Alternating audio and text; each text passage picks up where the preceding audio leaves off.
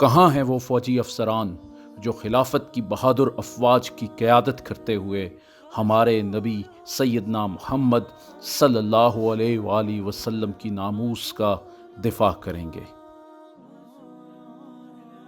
ہندو ریاست نے کھلم کھلا ہمارے نبی محمد صلی اللہ علیہ وآلہ وسلم کی شان اقدس میں گستاخی کی ہے اور ڈھٹائی کے ساتھ انتہا پسند سرکش ہندو جتھوں کی پشت پناہی کر رہی ہے تاکہ وہ مسلمانوں کی مساجد کو شہید اور مسلمانوں کے مبارک لہو کو بے دریغ بہا سکیں۔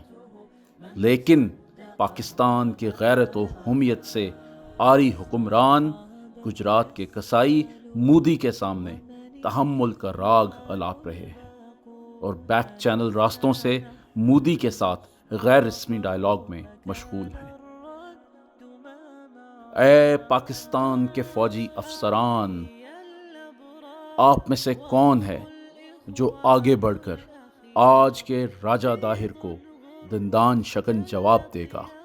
آپ میں سے کون ہے جو ہماری قابل اور بہادر افواج کی قیادت کرتے ہوئے مقبوضہ کشمیر کو مودی کے جابرانہ پنجے سے آزاد کرائے گا؟